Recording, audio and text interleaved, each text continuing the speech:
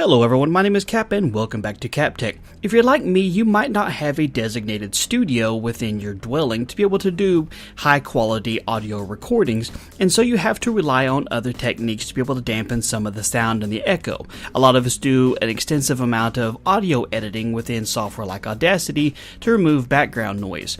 The way my office is set up, it would be really hard for me to be able to put up any kind of soundproofing to help out just because the way it's shaped, the door frames, and everything else. And so today I want to show you guys how to make your very own sound booth. It's a portable one, it's really small, can sit on your desktop and put your microphone in there, and will help dampen out a lot of the sound and the echo to give you a much better quality recording. Now you can order these kinds of boxes off Amazon and several other websites, and they come already put together. Some of them don't have the best possible quality, but you can make your own for a whole lot cheaper than what you could order it online. All you need really is just a cardboard box and some sort of acoustic foam.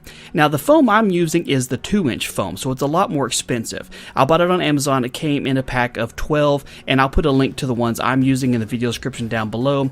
It's the 2-inch foam, and you can order the same kind of foam, just 1 inch. It's a little bit cheaper.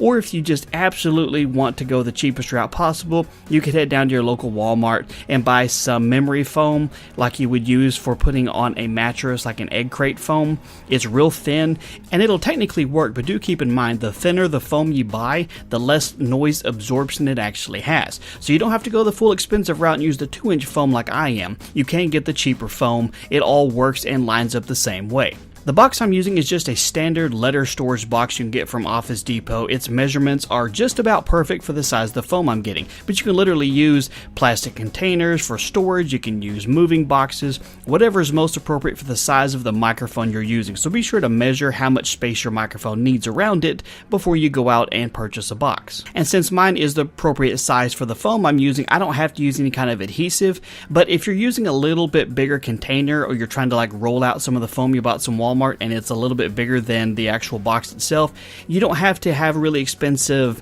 adhesives. You can use the command strips you would use to hang pictures on the wall, or they do have a spray adhesive you can buy at a lot of crafting stores, and that'll actually work out too.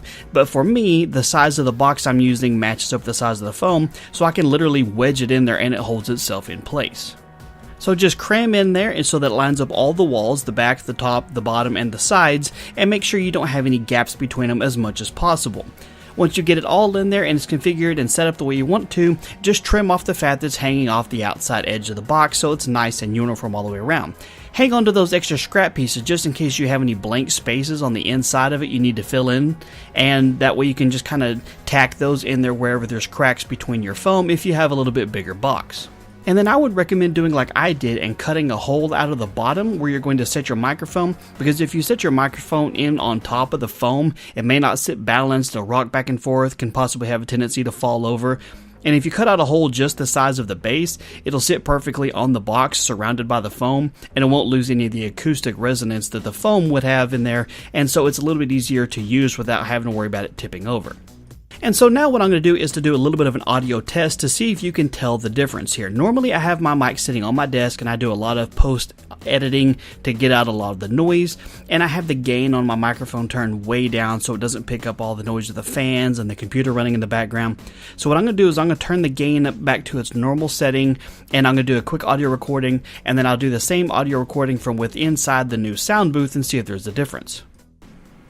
The quick brown fox jumped over the lazy dog. The quick brown fox jumped over the lazy dog. So from what I can tell, this box did really absorb a lot of the outside noise. You can't hear any of the fans picking up, you can't hear the computer in the background, and my voice has a lot less of an echo. So the box does work pretty well, and it really doesn't cost a whole lot, and it's quite portable. So that's going to be the end of the video. If you have any questions, comments, concerns, let me know down below. If you enjoyed the video or found it useful, hit that thumbs up button, and don't forget to subscribe for future videos. Thank you guys so much for your time. You have a wonderful day, and I'll talk to you later.